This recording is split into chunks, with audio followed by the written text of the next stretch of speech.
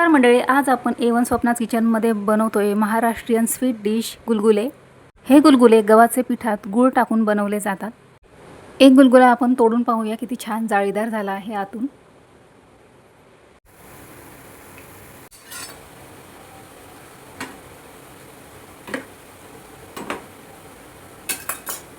आज आपण A1 स्वप्नाज किचनमध्ये बनवतोय गुळापासून बनलेले गुलगुले। तर यासाठी मी घेतला आहे मेजरमेंट कपने 1 कप गव्हाचे पीठ। गव्हाचे पीठ मी चाळणीने चांगलं चाळून घेतले। आता याच्यामध्ये टाकायचे आहे 1 चमचा बडीशोप। गुलगुले चांगले फुलण्यासाठी आणि जाळीदार होण्यासाठी इथे मी घेतला आहे बेकिंग सोडा। साधा नॉर्मल सोडा टाकण्याऐवजी तुम्ही हा बेकिंग सोडा जर वापरला तर गुलगुले जास्त तेलकट होणार नाहीत, त्यामुळे याच्यात बेकिंग सोडा वापरायचा आहे। गुलगुल्यांची चव वाढवण्यासाठी मी इथे घेतली आहे पाव चमचा इलायची पावडर। कुठल्याही गोडाच्या पदार्थामध्ये इलायची पावडरने त्याची चव जी आहे ती आणखीनच दुप्पट होते। आणि अर्धा चमचा खसखस घेतली आहे। आता हे सर्व जिन्नस व्यवस्थित मिक्स करून घ्यायचे। अगदी चिमूटभर मी इथं मीठ घातलं आहे, म्हणजे गोडाच्या पदार्थामध्ये थोडंसं जर आपण मीठ घातलं तर आणखीनच रुचकर बनतात गोड पदार्थ। तर आता सर्व व्यवस्थित मिक्स करून घ्यायचे। नमस्कार, A1 स्वप्नाज किचनमध्ये सर्वांचे मनापासून स्वागत। व्हिडिओ आवडला तर चॅनलला सबस्क्राइब, लाईक। आता याच्यामध्ये थोडं पाणी टाकून मिश्रण व्यवस्थित मिक्स करून घ्यायचे। खूप जास्त घट्टही नको किंवा पातळही नको। तेलात टाकल्याबरोबर गोलाकार असे पडले पाहिजेत, असे दाटसर याचे बॅटर ठेवायचे। पीठ मिक्स करताना याच्यात काही गाठी तयार होतात तर त्या व्यवस्थित मोडून घ्यायच्या आहेत। आणि बॅटर जास्तही घट्टही नको किंवा पातळही नको, मीडियम कन्सिस्टन्सीमध्येच पीठ ठेवायचे। तेलात सोडताना जेव्हा आपण गुलगुले सोडू तेव्हा व्यवस्थित गोलाकारात पडले पाहिजे, या कन्सिस्टन्सीमध्ये ठेवायचे। खूप जास्त पातळ नको किंवा घट्टही नको, जसं इडलीचे बॅटर असतं ना, बस त्याच कन्सिस्टन्सीमध्ये याचं प्रमाण ठेवायचे। चला आता हे पीठ आता थोड्या वेळासाठी 10 मिनिटांसाठी सेट होऊ देऊ। तोपर्यंत आपण तयार करून घेऊया गुळाचा पाक। गुळाचा पाक म्हणजे खूप जास्त असा घट्ट आपल्याला गुळाचा पाक इथे बनवायचा नाही, फक्त गूळ वितळेपर्यंत इथे गूळ गरम करून घ्यायचा आहे। तर यासाठी मी इथे घेतला आहे 1 कप गूळ। 1 कप गुळासाठी मी इथे अर्धा कप पाणी घेणार आहे। अर्धा कप पाणी याच्यात टाकून घेऊया। गुळामध्ये पाणी घालून आता मी हे गरम करायसाठी ठेवले। बस थोडासा गूळ वितळला की लगेच गॅसची फ्लेम बंद करायची आहे। इथे मी गुळाची पावडर घेतली आहे, तुम्ही गूळ घेतला तरी चालेल किंवा साखरेपासून सुद्धा तुम्ही हे गुलगुले बनवू शकता, खूप छान लागतात। तर आता गूळ इथे चांगला वितळलेला आहे, गॅसची फ्लेम मी बंद करते। आणि हा गूळ आता मी थंड करायला ठेवणार आहे। थंड करून मग आपल्याला याला पिठात घालायचं आहे। आणि गूळ गरम करताना गूळ जास्त शिजला नाही पाहिजे याची काळजी घ्यायची। गूळ जर कडक झाला तर आपले गुलगुले कडक होऊ शकतात, त्यामुळे गूळ फक्त अगदी 1 मिनिट वितळून घ्यायचं आहे।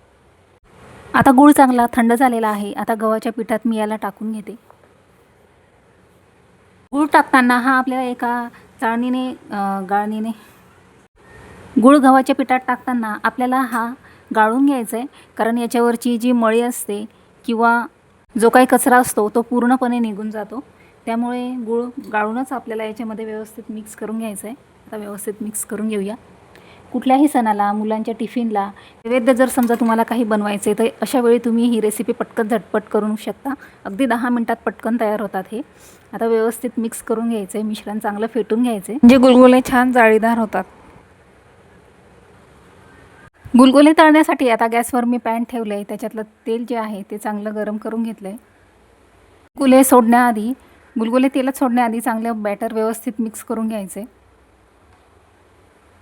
तेल इथं चांगलं तापून तयार आहे। गॅसची फ्लेम मी आता कमी करते, लो टू मीडियम फ्लेमवर आपल्याला हे गुलगुले तळायचे। तर आता तेलात सोडून घेऊया। तेलात सोडताना शक्यतो एकाच जागी सोडा, म्हणजे हे चांगला गोल आकार धरतात।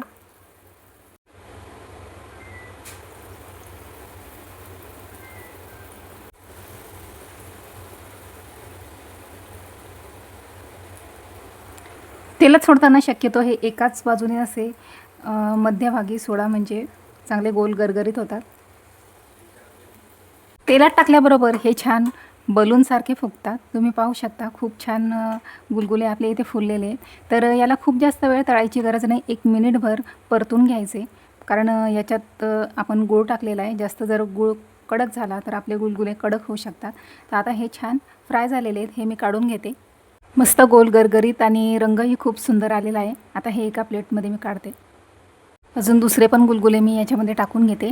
टाकताना शक्यतो लहान आकारात टाकता, कारण हे तेलात टाकल्याबरोबर खूप फुलतात. गुलगुले तेलामध्ये छान सोडून झाले. आता हे मी उलटून घेते. रंग बदलला आहे.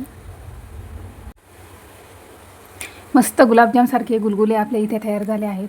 असं तर गुलाबजाम आणि गुलगुल्यांमध्ये फरक एवढाच आहे की जाम हे पाकात सोडले जातात आणि गुलगुले तयार करताना गव्हाच्या पिठातच आपण गूळ टाकतो. मस्त गव्हाचे गुलगुले आपल्या इथे तयार झाले. हे पण मी एका प्लेटमध्ये काढून घेते.